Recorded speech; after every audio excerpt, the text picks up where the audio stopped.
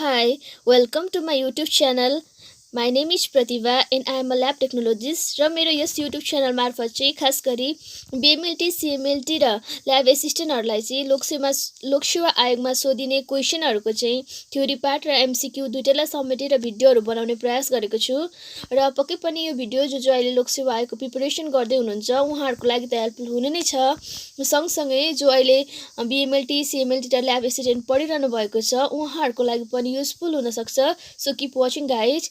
र म चाहिँ मेरो भिडियोहरूमा चाहिँ एकदमै सरल तरिकाले सम्झाउने कोसिस गर्छु र यसमा यदि केही कमी कमजोरी अथवा सजेसन या एडभाइसहरू छ भने प्लिज कमेन्ट बिलो। र आज चाहिँ म हेमाटोपोइसिस भन्ने टपिकमा रहेर हेमाटोपोइसिस भनेको के हो, फिटल लाइफदेखि एडल्ट लाइफसम्म आउँदा हुने चेन्जेसहरू के हुन् र यसको साइडहरू के हुन्, हेमाटोपोइसिसमा बोन म्यारोले कस्तो खालको भूमिका खेल्छ भन्दै र यही हेमाटोपोइसिस भन्ने टपिकमा रहेर यही टपिकबाट सोधिने 15वटा जस्तो MCQहरू यहाँहरूको लागि लिएर आएको छु। सो कृपया भिडियो अन्तिमसम्म हेर्नुहोला। Okay, so today's topic is haematopoiesis र हेमाटोपोइसिसको बारेमा डिटेलमा जानुभन्दा अगाडि चाहिँ थोरै भए पनि लेट्स टक एबाउट ब्लड।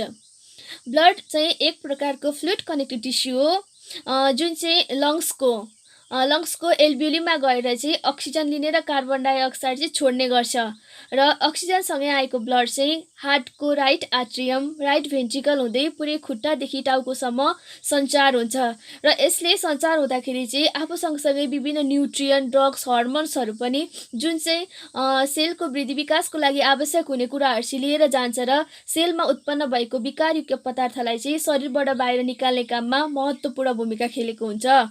र नर्मली हेर्ने हो भने एउटा एडल्टको चाहिँ 7 देखि 8% वेट चाहिँ ब्लडको हुन्छ र ब्लडको यदि हामीले कम्पोजिसन चाहिँ हेर्ने हो भने यो चाहिँ दुईवटा पार्टहरू मिलेर बनेको हुन्छ।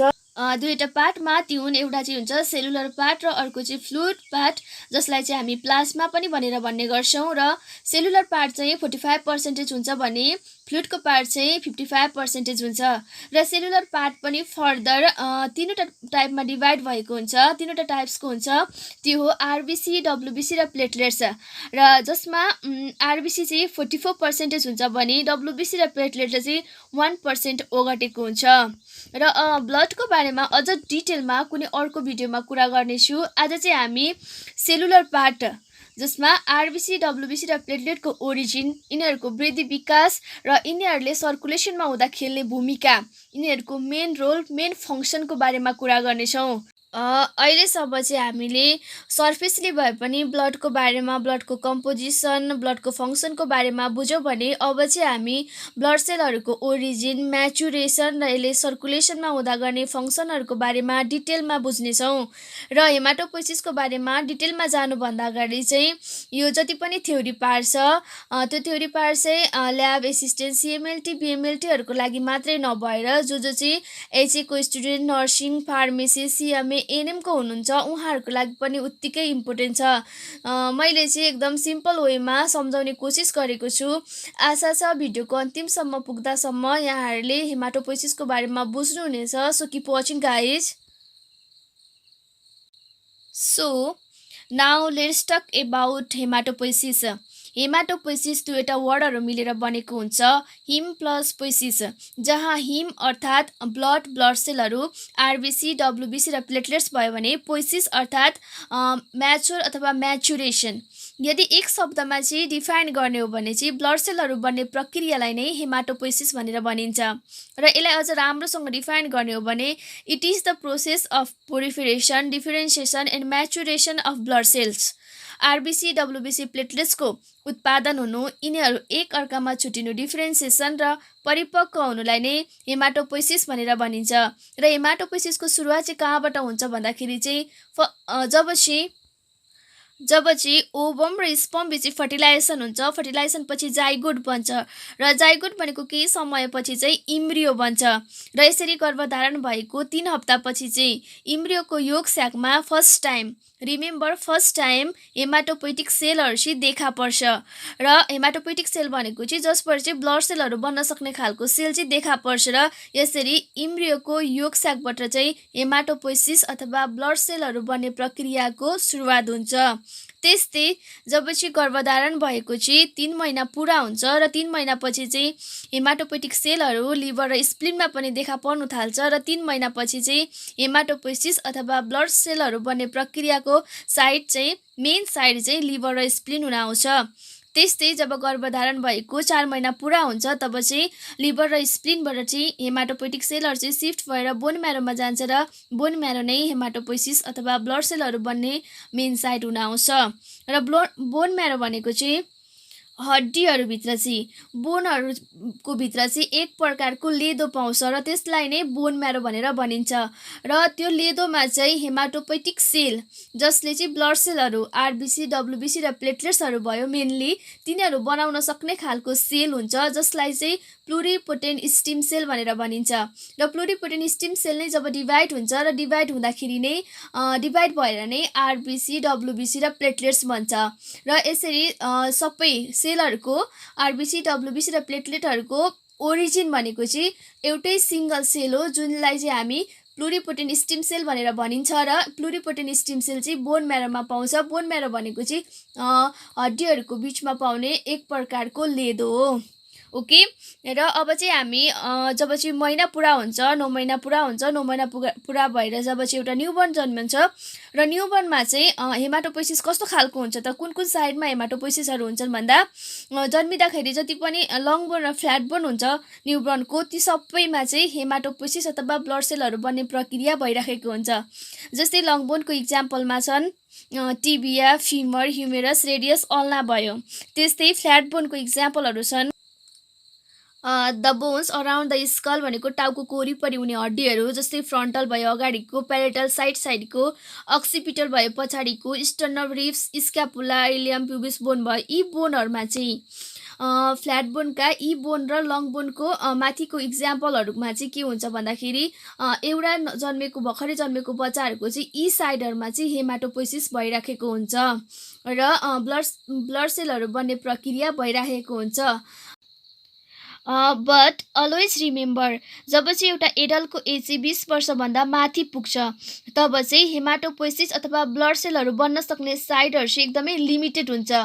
जस्तै सेन्ट्रल स्केलेटनमा पाउने जति पनि बोनहरू छन् फ्ल्याट बोन भए र लङ बोनमा चाहिँ फिमर र ह्युमेरस, टिबिया भए यी बोनहरूमा मात्रै चाहिँ यी बोनको बोन म्यारोमा मात्रै चाहिँ हेमाटोपोइसिस हुनसक्छ र बाँकी अन्य जति पनि बोनहरू छ तिनीहरू सबै चाहिँ इनएक्टिभ बोन म्यारोमा परिणत हुन्छ। इनएक्टिभ बोन म्यारोलाई चाहिँ येल्लो बोन म्यारो भनेर भनिन्छ र येल्लो बोन म्यारोभित्र चाहिँ फ्याट डिपोजिट भएको हुन्छ जसले चाहिँ ब्लड सेलहरू बनाउनु सक्दैन र ब्लड सेलहरू बनाउन सक्ने बोन म्यारोलाई चाहिँ रेड बोन म्यारो भनेर भनिन्छ। रेड बोन म्यारोलाई चाहिँ एक्टिभ बोन म्यारो पनि भनेर भनिन्छ र एक्टिभ बोन म्यारोहरू जस्तै रेड बोन म्यारोमा मात्रै हेमाटोपोइसिस अथवा ब्लड सेलहरू बन्नु सक्छ।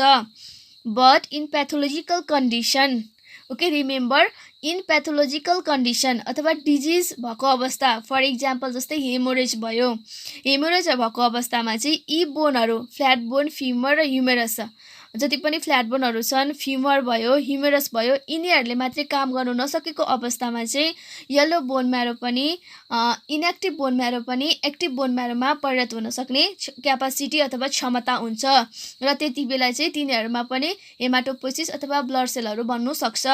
ओके, अब चाहिँ हामी ब्लड फर्मेसनको स्टेजहरू हेर्नेछौँ। कतिवटा स्टेजहरू चाहिँ छन् भन्दाखेरि 3वटा स्टेजहरू छन्। तिनीहरू हो मेसोब्लास्टिक फेज भनेर भनिन्छ जब चाहिँ इम्ब्रियोमा चाहिँ फर्स्ट टाइम हेमाटोपोइटिक सेलहरू चाहिँ देखा परिसकेपछि चाहिँ त्यसलाई चाहिँ मेसोब्लास्टिक फेज भनेर भनिन्छ। त्यस्तै हेपाटिक फेज जब चाहिँ लिभरमा चाहिँ हेमाटोपोइटिक सेल अथवा हेमाटोपोइसिस सुरु हुन्छ, स्टार्ट हुन्छ र त्यसलाई चाहिँ हेपाटिक फेज भनेर भनिन्छ। त्यस्तै जब बोन म्यारोमा हेमाटोपोइसिस को सुरुवात हुन्छ, ब्लड सेलहरू बन्नु थाल्छ र त्यसलाई चाहिँ माइलोइड फेज अथवा इन्ट्रामेडुलरी फेज भनेर भनिन्छ। सो ब्लड फर्मेसनको 3वटा फेजपछि चाहिँ अब चाहिँ हामी ब्लड फर्मेसनको 3वटा स्टेजहरू हेर्नेछौँ। यी 3 स्टेज पार गरेपछि मात्रै ब्लड सेलहरू चाहिँ म्याच्योर ब्लड सेलहरू बन्नेछन् र तिनीहरू चाहिँ सर्कुलेसनमा गएर आफ्नो लाइफ स्प्यानभरि चाहिँ पर्टिकुलर फङ्सन गर्नेछन् र ती 3 स्टेजहरू रहेको छ। र फर्स्ट नम्बरमा रहेको छ मल्टिफिकेसन अफ प्रिकर्सर सेल। जस्तो कि मैले अगाडि पनि भनेको थिएँ कि आरबिसी, डब्लुबिसी र प्लेटलेट्सहरूको ओरिजिन भनेको चाहिँ सिङ्गल सेल, जुन चाहिँ बोन म्यारोमा रहेको प्लुरिपोटेन्ट स्टिम सेल चाहिँ डिभाइड भएर नै आरबिसी, डब्लुबिसी र प्लेटलेट बन्ने हो। र जब चाहिँ प्लुरिपोटेन्ट स्टिम सेल चाहिँ डिभाइड हुन्छ तब चाहिँ आरबिसीको प्रिकर्सर सेल बन्छ। त्यस्तै जब चाहिँ प्लुरिपोटेन्ट स्टिम सेल डिभाइड हुन्छ र डब्लुबिसीको प्रिकर्सर सेल बन्छ। त्यस्तै जब चाहिँ प्लुरिपोटेन्ट स्टिम सेल डिभाइड हुन्छ तब चाहिँ प्लेटलेट्सको प्रिकर्सर सेल बन्छ। यसरी डिभाइड हुने जुन चाहिँ प्लुरिपोटेन्ट स्टिम सेल डिभाइड भएर चाहिँ एउटा निश्चित सेल बन्नुको लागि म्याच्योर आरबिसी, म्याच्योर डब्लुबिसी र म्याच्योर प्लेटलेट्स बन्नुको लागि डिभाइड हुने सेकेन्ड स्टेजलाई चाहिँ प्रिकर्सर सेल भनिन्छ र यसैलाई नै चाहिँ मल्टिफिकेसन अफ प्रिकर्सर सेल भनेर भनिन्छ। र सेकेन्ड पोइन्ट रहेको छ, सेकेन्ड नम्बरमा रहेको छ gradual maturation both structurally and functionally. जब चाहिँ प्रिकर्सर सेलहरू फेरि म्याचुरेसनमा जान्छन्, जब चाहिँ यिनीहरू डिभाइडिङ अथवा मल्टिफिकेसन फेजमा जान्छन् तब चाहिँ यिनीहरू दुई प्रकारले चाहिँ परिपक्व भइराखेको हुन्छ। एउटा चाहिँ स्ट्रक्चरली र अर्को चाहिँ फङ्सनली। यिनीहरूको एकातिर चाहिँ संरचनात्मक परिपक्वता आउँछ भने अर्कोतिर चाहिँ क्रियात्मक परिपक्वता। फर इक्जाम्पल एउटा म्याच्योर आरबिसीको सेप चाहिँ बाइकन्केभ हुन्छ भने एउटा म्याच्योर आरबिसीमा चाहिँ high oxygen carrying capacity, high haemoglobin carrying capacity, high nutrient hormone drug carrying capacity हुन्छ। त्यस्तै एउटा फुल्ली म्याच्योर डब्लुबिसीमा चाहिँ न्युट्रोफिल, बेसोफिल, इसिनोफिल, मोनोसाइट र लिम्फोसाइट बिचमा चाहिँ ग्रानुलोसाइट र अग्रानुलोसाइट गरेर यिनीहरू फुल्ली डिफरेन्सिएट हुन्छ। त्यस्तै न्युक्लियाईमा चेन्जेस आउँछ, यिनीहरूको न्युक्लियाईको सेपमा चेन्जेस आउँछ, मल्टिलोब, बाइलोब हुन्छ भने यिनीहरूको फङ्सनमा चाहिँ जस्तै बडी डिफेन्स, बडीलाई चाहिँ बाहिरबाट आउने जस्तै ब्याक्टेरिया भयो, भाइरस भयो, फङ्गी, प्रोटोजोआहरूबाट बचाउन सक्ने यिनीहरूको क्षमता चाहिँ वेल डेभलप भएको हुन्छ। त्यस्तै प्लेटलेटले चाहिँ ब्लड क्लट हुँदाखेरि चाहिने विभिन्न केमिकलहरू भयो, ब्लड क्लटिङ र ब्लिडिङ स्टप गर्नुको लागि चाहिने, ब्लिडिङ रोक्नुको लागि चाहिने विभिन्न केमिकलहरू भयो, तिनीहरू चाहिँ फुल्ली म्याच्योर प्लेटलेटमा चाहिँ डेभलप भएको हुन्छ। र जब चाहिँ यिनीहरू यसरी फङ्सनल र स्ट्रक्चरली दुईटै तरिकाले म्याच्योर हुन्छन् तब चाहिँ यिनीहरू के हुन्छ, सर्कुलेसनमा गएर चाहिँ आफ्नो पर्टिकुलर फङ्सन, आफ्नो लाइफ स्प्यानभरि चाहिँ पर्टिकुलर फङ्सन गर्न सक्ने हुन्छन्। त्यसैलाई चाहिँ release into the peripheral circulation भनेर भनिन्छ। ओके, सो अब चाहिँ यसको बारेमा चाहिँ अझ डिटेलमा यो स्टेजहरूको बारेमा अझ डिटेलमा बुझ्नुको लागि चाहिँ मैले चाहिँ एउटा चार्ट तयार गरेको छु, एउटा डायग्राम छ। त्यो डायग्राममा चाहिँ अझ क्लियरली चाहिँ तपाईँहरू बुझ्न सक्नुहुनेछ। So keep watching guys. So this is a diagram जहाँ चाहिँ मैले बोन म्यारोले हेमाटोपोइसिसमा खेलेको भूमिका र कसरी चाहिँ प्लुरिपोटेन्ट स्टिम सेल डिभाइड भएर चाहिँ आरबिसी, डब्लुबिसी र प्लेटलेट्स बन्छ भन्ने कुरालाई चाहिँ यस डायग्रामद्वारा चाहिँ डेमोन्स्ट्रेट गर्न खोजेको छु। ओके, सो फर्स्टमा जब चाहिँ प्लुरिपोटेन्ट स्टिम सेल त्यो लेदोमा रहेको प्लुरिपोटेन्ट स्टिम सेल चाहिँ डिभाइड हुन्छ, जब चाहिँ मल्टिफिकेसनमा जान्छ तब चाहिँ यसले चाहिँ दुईवटा प्रोजेनेटर सेलहरू दिन्छ र यसको मल्टिफिकेसन चाहिँ माइटोटिक सेल डिभिजन फलो गरेर हुन्छ। र ती प्रोजेनेटर सेलमा चाहिँ फर्स्टमा रहेको छ लिम्फोइड स्टिम सेल र माइलोइड स्टिम सेल। प्रोजेनेटर सेलहरू प्रोजेनेटर लिम्फोइड स्टिम सेल र माइलोइड स्टिम सेल। र यहाँनिर चाहिँ let me tell you one very important thing कि के चाहिँ छ भन्दाखेरि के चाहिँ डिफ्रेन्ट छ lymphoid stem cell, myeloid stem cell र प्लुरिपोटेन्ट स्टिम सेल बिच चाहिँ के डिफ्रेन्ट छ भन्दाखेरि चाहिँ जब लिम्फोइड स्टिम सेल चाहिँ डिभाइड हुन्छ तब यसले कि एनके टी र बी लिम्फोसाइट्स बन्नु सक्छ। त्यस्तै जब चाहिँ माइलोइड स्टिम सेल डिभाइड हुन्छ, माइलोइड स्टिम सेल डिभाइड भएर चाहिँ इएम र जिएम बन्नु सक्छ। ओके, बट जब चाहिँ प्लुरिपोटेन्ट स्टिम सेल चाहिँ डिभाइड हुन्छ, यसले चाहिँ डिभाइड हुँदाखेरि चाहिँ एकतर्फ चाहिँ प्रिकर्सर सेलहरू आरबिसी डब्लुबिसी र प्लेटलेटको प्रिकर्सर सेलहरू दिइराखेको हुन्छ भने अर्कोतर्फ चाहिँ यसले आफू जस्तै आफ्नै पपुलेसन पनि मेन्टेन गरिराखेको हुन्छ। प्लुरिपोटेन्ट स्टेम सेल डिभाइड भएर चाहिँ आफू जस्तै नयाँ प्लुरिपोटेन्ट स्टेम सेल बन्न सक्ने क्यापासिटी चाहिँ प्लुरिपोटेन्ट स्टेम सेलमा हुन्छ।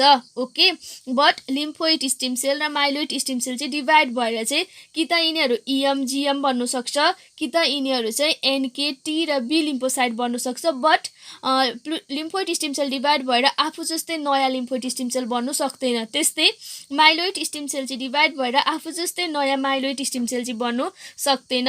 Okay, remember it. बट प्लुरिपोटेन्ट चाहिँ आफू जस्तै नयाँ प्लुरिपोटेन्ट स्टेम सेल बन्नु सक्छ जब डिभाइड हुन्छ। ओके, र अब चाहिँ हामी लिम्फोइड स्टेम सेलको यसको सिरिज हेरौँ। लिम्फोइड स्टेम सेल चाहिँ जब डिभाइड हुन्छ, जब मल्टिफिकेसनमा जान्छ, यसले चाहिँ तीनवटा सेल लाइनेजहरू दिन्छ, तीनवटा सेलहरू दिन्छ। जस्तै एनके सेल भयो, एनके सेल चाहिँ नेचुरल किलर भयो। र नेचुरल किलर एनके सेलको खास कुरा चाहिँ के छ भन्दाखेरि जब चाहिँ यसको चाहिँ प्रोडक्सन पनि, यसको रिप्रोडक्सन हुने साइड पनि बोन म्यारो हो र यसको म्याचुरेसन हुने साइड पनि बोन म्यारो हो। यो चाहिँ जब चाहिँ सर्कुलेसनमा जान्छ यसले चाहिँ निश्चित आफ्नो पर्टिकुलर फङ्सन चाहिँ आफ्नो लाइफ स्प्यानभरि चाहिँ गर्छ। ओके, र एनके सेलको मेन फङ्सन भनेको चाहिँ यसले चाहिँ जब चाहिँ भाइरस र ट्युमर सेलहरूमा चाहिँ डाइरेक्टली गएर चाहिँ यसले चाहिँ इन्नेट इम्युनिटी र अथवा नेचुरल इम्युनिटी डाइरेक्टली गरेर सेल आफै गरेर चाहिँ पार्टिसिपेट गरेर चाहिँ त्यसलाई चाहिँ किल गर्ने, त्यसलाई चाहिँ मार्न सक्ने क्षमता चाहिँ एनके सेलको हुन्छ। ओके, र जब त्यस्तै टी लिम्फोसाइट चाहिँ यसको रिप्रोडक्सन चाहिँ बोन म्यारोबाट हुन्छ भने यसलाई चाहिँ जब सर्कुलेसनमा जान्छ, सर्कुलेसन फेरि पछि चाहिँ सर्कुलेसनमा गएपछि चाहिँ फेरि यो थाइमसमा जान्छ र थाइमसमा गएर चाहिँ यो ट्रेन हुन्छ। र जब चाहिँ थाइमसमा गएर टी लिम्फोसाइट चाहिँ टी सेलहरू चाहिँ ट्रेन हुन्छ, ट्रेन भएर निस्किँदाखेरि चाहिँ यिनीहरूको सर्फेसमा चाहिँ CD3 मलिकुल पोजिटिभ भएर निस्किन्छ।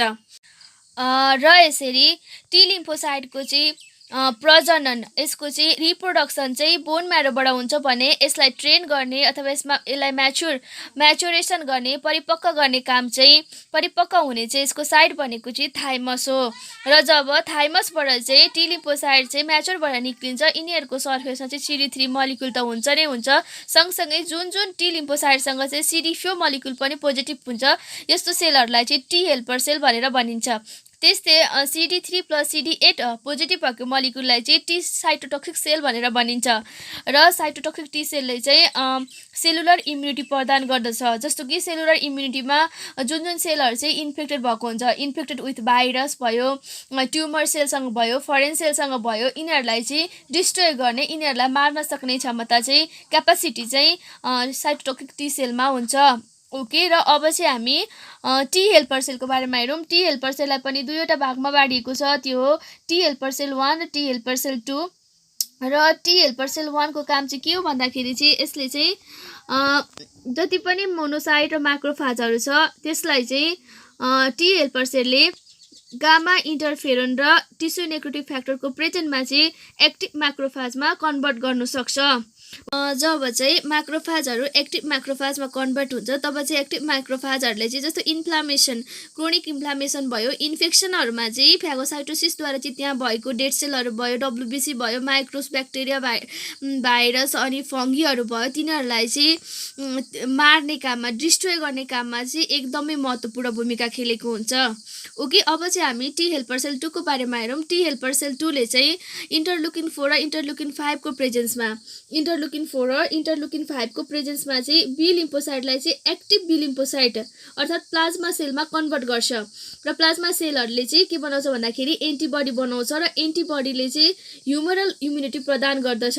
ओके, र यहाँ पनि दुईवटा छन्। इन्टरलुकिन 4 ले चाहिँ बी सेललाई ग्रोथ गराउने फ्याक्टरको रूपमा काम गर्छ भने इन्टरलुकिन 5 ले चाहिँ बी सेललाई चाहिँ डिफरेन्सिएट गर्ने, जस्तो हाम्रो एन्टिबडिजहरू पनि 5 प्रकारको छ नि त, गेम डी भनेर, इम्युनोग्लोबुलिन जी भयो, ई भयो, ए भयो, एम भयो, डी भयो।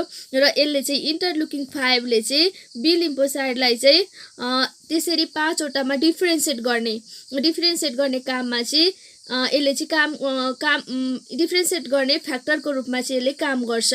ओके, र अब चाहिँ हामी हेरौँ बी लिम्फोसाइटको बारेमा। र बी लिम्फोसाइटको ओरिजिन भनेको चाहिँ यसको ओरिजिन हुने भनेको चाहिँ बोन म्यारोबाटै हो र बोन म्यारोबाट ओरिजिन भएर यो चाहिँ सर्कुलेसनमा आउँछ र सर्कुलेसनमा आइसकेपछि चाहिँ with the help of T helper cell two यो चाहिँ के हुन्छ म्याचर हुन्छ र म्याचर भएर प्लाज्मा सेलमा कन्भर्ट हुन्छ र प्लाज्मा सेलबाट के बन्छ एन्टिबडी बन्छ र एन्टिबडी बनेर यसले ह्युमन इम्युनिटी प्रदान गर्दछ ओके। र अब चाहिँ हामी यसको अर्को के छ माइलोइड सिरिजमा हेरौँ माइलोइड सिरिजको चाहिँ कसरी डेभलपमेन्ट हुन्छ भनेर।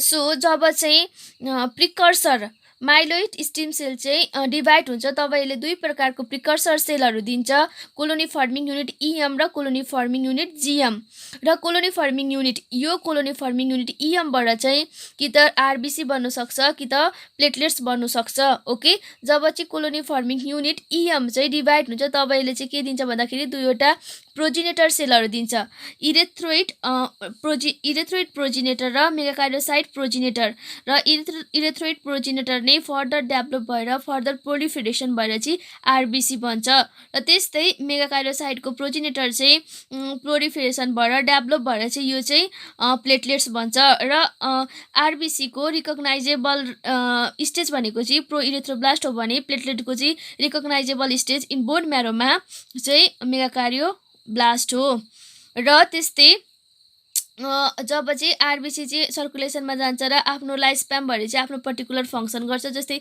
आरबिसीमा चाहिँ के हुन्छ हेमोग्लोबिन हुन्छ र हेमोग्लोबिनले चाहिँ अक्सिजन क्यारी गर्छ र अक्सिजन सँगसँगै विभिन्न न्युट्रियनहरू पनि क्यारी गरेर चाहिँ सेलको लागि चाहिने सेल टिस्यु अर्गानको लागि चाहिने न्युट्रियनहरू चाहिँ यसले लाने गर्छ र त्यहाँ भएको विकारयुक्त पदार्थ जस्तै कार्बन डाइअक्साइड भयो त्यो चाहिँ लिएर आउने काम गर्छ र प्लेटलेटले चाहिँ ब्लड जमाउने ब्लड क्लट गर्ने केमिकल तथा केमिकल मेडिएटर्सहरू चाहिँ प्लेटलेटभित्र हुन्छ र यसले हेमोस्टेसिसमा चाहिँ एकदमै महत्त्वपूर्ण भूमिका खेल्छ ओके। र त्यस्तै जब चाहिँ कोलोनी फर्मिङ युनिट यो कोलोनी फर्मिङ युनिट जिएम चाहिँ जब डिभाइड हुन्छ तब चाहिँ यसले चाहिँ कोलोनी फर्मिङ युनिट ग्रानुलोसाइट दिन्छ र मोनोसाइटको प्रोजिनेटर दिन्छ ओके। र कोलोनी फर्मिङ युनिट ग्रानुलोसाइट चाहिँ जब यसको चाहिँ डिभाइड हुन्छ यो चाहिँ प्रोलिफरेसनमा जान्छ र यसको चाहिँ जब डेभलपमेन्ट हुन्छ तब चाहिँ यसले तीनवटा लाइनेजहरू दिन्छ तीनवटा प्रोजिनेटर सेलहरू दिन्छ र त्यो चाहिँ यिनीहरू सबै न्युट्रोफिल इसिनोफिल र बेसोफिलको यो बोन म्यारोमा रिकग्नाइज गर्न सक्ने स्टेज भनेको चाहिँ माइलोब्लास्ट हो र यिनीहरू यही माइलोब्लास्टको स्टेजहरू चाहिँ डेभलप भएर न्युट्रोफिल बन्छ इसिनोफिल बन्छ र बेसोफिल बन्छ ओके। र इसिनोफिलको नम्बर चाहिँ कतिखेर हाई हुन्छ भन्दाखेरि चाहिँ एक्युट इन्फ्लामेसन सर्ट टर्मको इन्फ्लामेसन र त्यस्तै पायोजेनिक इन्फेक्सन भनेको चाहिँ पिप बन्न सक्ने खालको इन्फेक्सनमा चाहिँ न्युट्रोफिलको नम्बर चाहिँ हाई हुन्छ। त्यस्तै इसिनोफिलको नम्बर चाहिँ नियोप्लेजिया आस्थमा र प्यारासाइटिक इन्फेक्सनहरू भयो त्यो बेलामा चाहिँ इसिनोफिलको नम्बर चाहिँ हाई हुन्छ र बेसोफिलको नम्बर चाहिँ बेसोफिलभित्र चाहिँ के हुन्छ भन्दाखेरि यो भित्र चाहिँ यो ग्रानुलहरूभित्र चाहिँ बेसोफिलको ग्रानुलभित्र चाहिँ हेपारिन हुन्छ र हेपारिन सल्फेट हुन्छ यसले चाहिँ एन्टिकोगुलेन्टको रूपमा काम गर्छ भने हाइपर सेन्सिटिभिटी रियाक्सनमा चाहिँ यसले मेडिएटरको यो भित्र पाउने हिस्टामिनले चाहिँ मेडिएटरको रूपमा काम गर्छ ओके। र त्यस्तै यो मोनोसाइटको प्रोजिनेटरबाट चाहिँ मोनोब्लास्ट बन्छ र मोनोब्लास्ट पनि बोन म्यारोको स्मेयरहरूमा चाहिँ रिकग्नाइज गर्न सक्ने स्टेज हो र मोनोब्लास्ट जब डेभलप्ड हुन्छ तब चाहिँ यसले के बनाउँछ भन्दा मोनोसाइट बन्छ र मोनोसाइट चाहिँ जब टिस्युमा जान्छ र टिस्युमा गएपछि चाहिँ म्याक्रोफाज हुन्छ र म्याक्रोफाजहरू चाहिँ क्रोनिक इन्फ्लामेसन भएको बेला चाहिँ मोनोसाइटको नम्बर चाहिँ अप हुन्छ ओके। र यहाँनिर चाहिँ एउटा भन्नुपर्ने कुरा चाहिँ के भने मास्ट सेल जुन चाहिँ बेसोफिल जस्तै हुन्छ बेसोफिलको जस्तै काम हुन्छ र बेसोफिलको जस्तै काम गर्ने मास्ट सेल पनि बोन म्यारोको नै डेरिभेटिभ्स हो र यो चाहिँ मास्ट सेलहरू चाहिँ जस्तै जति पनि कनेक्टिभ टिस्युहरू छ त्यो सबै कनेक्टिभ टिस्युमा पाउँछ र स्किनको मुनि पाउँछ त्यस्तै अर्को भनेको ब्लड भेसलहरू भएको ठाउँको वरिपरिमा चाहिँ के हुन्छ मास्ट सेल पाउँछ र योसँग चाहिँ र मास्ट सेलहरूले चाहिँ आइजिजी एन्टिबडिजको लागि चाहिँ रिसेप्टर क्यारी गरेको हुन्छ ओके। र यसैसँग सम्बन्धित 15वटा जस्तो एमसिक्यू छ त्यो पनि हेर्नु होला र आई होप कि तपाईँहरूलाई हेमाटोपोइसिसको बारेमा चाहिँ थोरै भए पनि आइडिया अथवा क्लियर भयो होला ओके। अहिलेसम्म चाहिँ हामीले ब्लडको फङ्सन, कम्पोजिसन, त्यसपछि हेमाटोपोइसिसको डिफिनेसन, त्यसपछि फिटल लाइफमा हुने ब्लड फर्मेसन साइटहरू भयो, त्यसपछि त्यसपछि एडल्टको सँगसँगै ब्लड फर्मेसनको 3वटा फेजहरू भयो। फेजपछि 3वटा स्टेजहरू हेर्दै बोन म्यारोमा र प्लुरिपोटेन्ट स्टेम सेल डिभाइड भएको सबै हामीले हेरिसक्यौँ। र अब चाहिँ यही हेमाटोपोइसिससँग सम्बन्धित 15वटा जस्तो एमसिक्यूहरू छ र 15वटा एमसिक्यूको फर्स्ट नम्बर रहेको छ, The bone marrow in the peripheral region of the skeleton contains predominantly fat and is term. यसको अप्सनहरू रहेको छ। ए नम्बरमा रहेको छ गोल्डन म्यारो, बीमा रहेको छ येल्लो म्यारो, सीमा रहेको छ ग्रीन म्यारो र डीमा रहेको छ रेड म्यारो।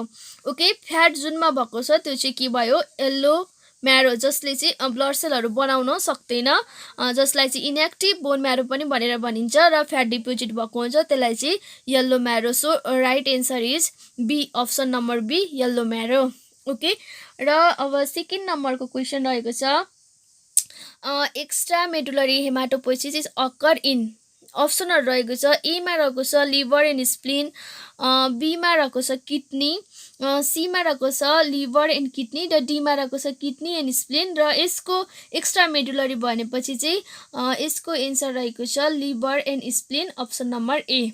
ओके, र क्वेसन नम्बर 3 रहेको छ ब्लड इज अ, ओके चाहिँ blood is a, option number एमा रहेको छ फ्लुइड रेड कलर, बीमा रहेको छ कनेक्टिभ टिस्यु, सीमा रहेको छ बोथ र डीमा रहेको छ elastic tissue. Of course D number चाहिँ होइन, इलास्टिक होइन। So blood is a fluid red colour र connective tissue. So option is both, B both भनेपछि ए र बी भएपछि यसको राइट एन्सर रहेको छ सी, बोथ। ओके, र त्यस्तै क्वेसन नम्बर 4 मा रहेको छ पिएच अफ आर्टेरियल ब्लड, र कतिजनालाई थाहा छ होला कि आर्टेरियल र भेनस ब्लडको चाहिँ पिएच चाहिँ के हुन्छ, डिफ्रेन्ट हुन्छ। सो यसको पिएच चाहिँ रेन्ज छ नि, ब्लडको पिएचको रेन्ज चाहिँ 7.35 टु 7.45 तो। सो आर्टेरियलको चाहिँ 7.45, यसको करेक्ट एन्सर रहेको छ option number D. Okay, question number 5 is, pH of venous blood. So venous ब्लडको पिएच चाहिँ 7.35 हुन्छ, यसको करेक्ट एन्सर रहेको छ अप्सन नम्बर ए। ओके, र क्वेसन नम्बर 6 मा रहेको छ haematopoietic tissue is referred to as, र यसको अप्सनहरू रहेको छ व्हाइट म्यारो, बीमा रहेको छ येल्लो म्यारो, सीमा ब्लू म्यारो, डीमा रेड म्यारो। अफकोर्स हेमाटोपोइटिक भनेको ब्लड सेलहरू बन्न सक्ने खालको हेमाटोपोइटिक टिस्यु भनेपछि यसको सही एन्सर अथवा करेक्ट एन्सर चाहिँ रहेको छ अप्सन नम्बर डी, रेड म्यारो, जसलाई चाहिँ एक्टिभ बोन म्यारो भनेर पनि भनिन्छ। ओके, र अर्को नम्बरको क्वेसन रहेको छ 7 नम्बरको, production of blood cell commences is the dot of the embryo. Of course यसको एन्सर चाहिँ इम्ब्रियो भनेपछि योक स्याकको इम्ब्रियोमा चाहिँ ब्लड सेलहरू के हुन्छ, प्रोडक्सन हुन्छ, र यसको सही एन्सर रहेको छ अप्सन नम्बर बी, योक स्याक। यो चाहिँ क्वेसन इम्पोर्टेन्ट पनि छ। क्वेसन नम्बर 8 चाहिँ इम्पोर्टेन्ट पनि छ। The total volume or haematopoietic tissue in adult is, कति चाहिँ हुन्छ त हेमाटोपोइटिक टिस्युको चाहिँ भोल्युम चाहिँ भन्दाखेरि एउटा एडल्टमा चाहिँ यसको एन्सर रहेको छ option number B, 1 to 2 litre. Okay, remember यो चाहिँ इम्पोर्टेन्ट पनि छ, 1 to 2 लिटर चाहिँ हेमाटोपोइटिक टिस्यु हुन्छ एडल्टमा चाहिँ। ओके, र अब next question, so question number 9 चाहिँ रहेको छ ब्लड कन्स्टिट्युट्स, अप्सन नम्बर एमा रहेको छ 17% अफ बडी वेट, बीमा रहेको छ 5 to 6 लिटर इन एभरेज, सीमा रहेको छ 8 to 9 लिटर, अनि डीमा रहेको छ 18% अफ बडी वेट। ओके, यो ए र डी त होइन, सो एउटा चाहिँ ब्लडले चाहिँ कति एभरेज गर्छ भन्दाखेरि चाहिँ एउटा नर्मल बडी वेट भएको मान्छेको चाहिँ 5 to 6 लिटर, 5 देखि 6 लिटर इन एभरेज। ओके, यसको राइट एन्सर रहेको छ option number B, 5 to 6 litre in average. Okay, next question. Question number D. During the medullary phase of hematopoietic development, which bone is the first to show the hematopoietic activity? Okay, यो important पनि छ र यो important सोध्न सक्ने खालको question पनि छ र यसको अप्सनहरू रहेको छ ए नम्बरमा फिमर, बीमा इलियक क्रेस्ट, सीमा स्कल र डीमा क्ल्याभिकल। र यसको सही एन्सर रहेको छ अप्सन नम्बर डी क्ल्याभिकल। क्ल्याभिकलमा चाहिँ के हुन्छ भन्दाखेरि मेडुलरी फेजको फर्स्ट हेमाटोपोइटिक एक्टिभिटी चाहिँ क्ल्याभिकलमा देखाउँछ। ओके, र त्यस्तै क्वेसन नम्बर 11 रहेको छ। 11 नम्बरमा during the mid foetal life the primary source of blood cell is the option number एमा रहेको छ बोन म्यारो, अप्सन नम्बर 2 बीमा रहेको छ स्प्लिन, सीमा रहेको छ लिम्फ नड र डीमा आएको छ liver. Okay, during the mid foetal लाइफमा चाहिँ मेनली चाहिँ स्प्लिन पनि हो, तर स्प्लिन सँगसँगै के हो भन्दाखेरि मेन साइड भनेको चाहिँ लिभर हो। सो राइट एन्सर चाहिँ liver, option number D. Okay, र नेक्स्ट क्वेसनमा चाहिँ व्हिच डिस्ट्रोय बोन मेट्रिक्स भनेको छ। यसको अप्सनहरू रहेको छ ओस्टियोब्लास्ट, बीमा एडिपोसाइट, सीमा ओस्टियोक्लास्ट र डीमा आएको छ इपिथेलियल सेल। ओके, र यसको बोन मेट्रिक्सलाई डिस्ट्रोय गर्ने भनेको चाहिँ यसको राइट एन्सर रहेको छ option number C osteoclast. So next question रहेको छ at birth bone marrow occupy dot percentage of total body weight, र यसको सही एन्सर रहेको छ अप्सन नम्बर डी 1.4%। ओके, र नेक्स्ट क्वेसन रहेको छ बोन म्यारो वेट इज रफली इक्वल टु वेट अफ 1600 देखि 3700 ग्राम भनेको छ, र यो 1600 देखि 37 ग्राममा यसको सही एन्सर रहेको छ लिभरको जति वेट चाहिँ के को हुन्छ भन्दाखेरि रफली बोन म्यारोको पनि वेट हुन्छ। Okay, next question which one of this statement is true regarding normal adult bone marrow, र यसको एन्सर रहेको छ option number 1 it is composed of 60% of marrow cells and 40% fat cell। Okay, र यी भए 15वटा MCQ र तिनीहरूको answer. Okay, so this is all about hematopoiesis and its related MCQs. Thank you for watching। र अहिले चाहिँ कोरोना भाइरसको यस्तो महामारीको बेलामा चाहिँ stay home, stay safe and keep watching guys. Thank you।